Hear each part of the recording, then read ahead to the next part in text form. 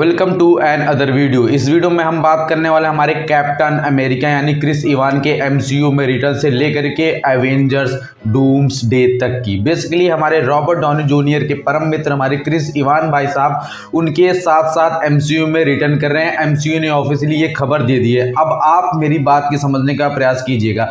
MCU ने officially अगर ये खबर दी है तो इसका ये मतलब है कि वो किसी छोटे मोटे रोल या फिर कैमियो के लिए नहीं आ रहे हैं। जिस तरह से रॉबर्ट डॉनी जूनियर 2-3 फिल्मों के लिए आ रहे हैं, एवेंजर डूम्सडे, एवेंजर सीक्रेट वार, उसी तरह हमारे क्रिस इवान यानी कैप्टन अमेरिका भाई साहब एक लॉन्ग लेंथ फिल्म के लिए आ रहे हैं। 2-3 फिल्मों का कॉन्ट्रैक्ट उनका साइन होने ही वाला है, क्योंकि अगर वो छोटे मोटे कैमियो करते जैसे कि हमारे डेडपूल और वुल्वरीन में देखने को मिला था, जॉनी सॉ का वो कैरेक्टर प्ले कर रहे थे ह्यूमन टॉर्च, जिसका छोटा सा रोल था और मतलब बिना मतलब वो मारा ही गया। बेसिकली अगर ऐसा छोटा मोटा कोई कैमियो होता तो मार्वल कभी इसको अनाउंस नहीं करता। ये बात आपको भी अच्छे से पता होगी, क्योंकि मार्वल सरप्राइजेस देने में एक्सपर्ट। तो अगर मार्वल ने अनाउंस कर दिया है कि हमारे क्रिस इवान चचा रिटर्न कर रहे हैं एज अ कैप्टन अमेरिका, ये तो कंफर्म नहीं है, पर प्रोबेबली सबसे बेहतर कैरेक्टर अगर किसी चीज का है एमसीयू में तो हमारे कैप्टन अमेरिका भाई साहब है, क्योंकि लोग उनको आदर्श मानते हैं एमसीयू वाले।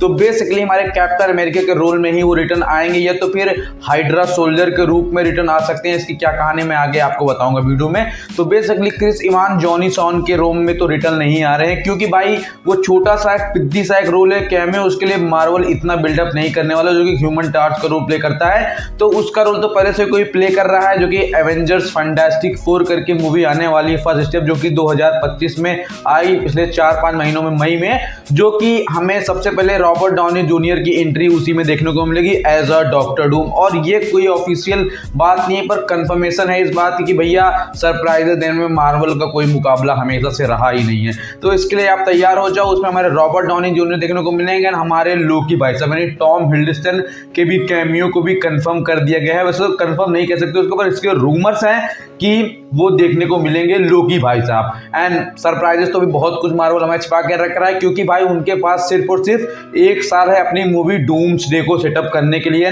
मार्वल यहाँ पर कोई भी रिस्क नहीं लेने वाला। पहले ही कैंग के साथ जो कांड हो गया था मार्वल में, वो बड़ी दिक्कत कर रहा था, इसलिए उन्होंने डूम्सडे को प्लान किया। एंड हमारे रॉबर्ट डॉनी जूनियर मार्वल के एमसीयू का जो फेस रहता है उनको रिटर्न लेकर आए, ताकि फैंस का वो जो होता नहीं है एक लगाव वो बरकरार रखें। मतलब मार्वल की फिल्मों के बुरे दिन आ ही रहते हैं, जो कि मैं डेडपूल कह के जाता है, लेकिन रॉबर्ट डॉनी जूनियर ने उस परंपरा को बरकरार रखा है। वो फिर से वो मार्वल का क्रेज ला रहे हैं फैंस के बीच में। तो ये कंफर्म हो जाता है कि हमारे Chris Evan as a Hydra captain के रूप में आ सकते हैं। हाइड्रा कैप्टन बेसिकली हाइड्रा के साथ कैप्टन का कोलैब हो जाता है। तब हाइड्रा एक इविल संस्था नहीं हुआ करती थी, एंड किसी अल्टरनेट यूनिवर्स में हमारे कैप्टन अमेरिका भाई साहब ऐसे रिटर्न करते हैं। तीसरी पॉसिबिलिटी ये है कि भाई हमारे कैप्टन अमेरिका क्रिस इवान भाई साहब जब वो बुढ़े हो जाते हैं, जैसे कि मैं देखने को मिला एवेंजर्स इन गेम में, उसके बाद वो कहीं भी मार्वल में दिखाई नहीं दिए एज अ कैप्टन अमेरिका, तो प्रोबेबली उसके बाद वो हाइड्रा के कमांडर बन जाते हैं, सबको लीड करते हैं। प्रोबेबली अगर ऐसा भी दिखा रहे हैं तो यार मुझे नहीं लगता कि कहीं ना कहीं मजा आएगा, क्योंकि फिर उसके बाद वो कैप्टन अमेरिका वाली बात नहीं, भाई बुढ़े हो क्या ही कर लेगा, बड़ा हरामी हो बेटा। तो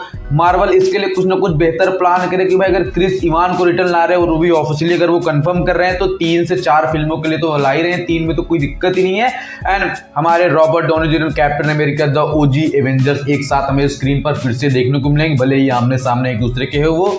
और इसके साथ साथ हमारी नताशा स्कारलेट जॉनसन दीदी भी रिटर्न कर रही हैं, उनकी भी प्रोबेबली खबरें आ रही हैं। तो बेसिकली हमारे ओजी एवेंजर्स एक साथ देखने को मिल जाएंगे। एंड हमारे तीर कमाने वाले भाई साहब वो प्रोबेबली उनका तो कोई कंफर्मेशन में देखने को नहीं मिला, पर वो एक सीरीज आई थी ब्लैक हॉकाई करके, उसमें वो देखने को मिले थे, तो वो देखने को मिलेंगे, उनको भी कोई दिक्कत नहीं। मतलब हमारे ओजी एवेंजर्स फिर से एमसीयू में देखने को मिलेगा। इसके बहुत ही ज्यादा रूमर्स आ रहे हैं कि as a Iron Man return कर सकते हैं हमारे टॉम क्रूज यानी मिशन इम्पॉसिबल वाले भाई साहब। मतलब उनकी प्रोबेबली बहुत ज्यादा रूमर्स है कि वो as a Iron Man return करेंगे। इसके लिए कास्टिंग वगैरह अप्रोच वगैरह चल रही है, देख सकते हैं इसके साथ क्या क्या हो सकता है। मार्वल सरप्राइज देने के मामले में बहुत ही आगे जाता है, आपको बताने की जरूरत नहीं है अगर आप एक मार्वल फैन हो तो एवेंजर्स डूम्सडे जो मूवी होने वाली है वो किसी भी लेवल पे नीचे नहीं जाएगी इन्फिनिटी वार से, ऐसा आप मान के चलना, क्योंकि वो एक यूनिवर्सल मल्टीवर्सल सागा हमारे सामने रखने की कोशिश कर रहे हैं। तो एवेंजर्स इन्फिनिटी वार जो कि एक यूनिवर्स अर्थ 6160 कहानी, जिसके लिए उन्होंने इतना बिल्डअप लिया, इन्फिनिटी वॉर में इतना ज्यादा गूज़बम्प्स लाए हमको, है ना,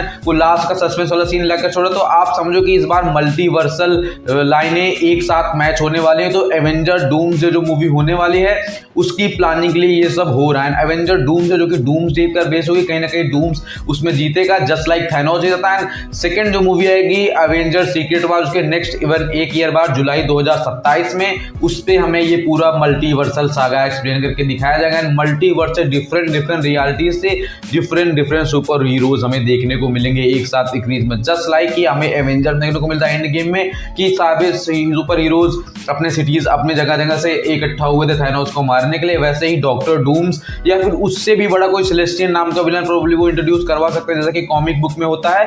तो उससे फाइट करने के लिए सारे एवेंजर्स एक साथ हमें स्क्रीन पर देखने को मिल सकते हैं। इसकी प्लानिंग बहुत जोरों शोरों से चली। इसके बाद उन्होंने स्पाइडरमैन 4 की भी प्लानिंग कर रखी है।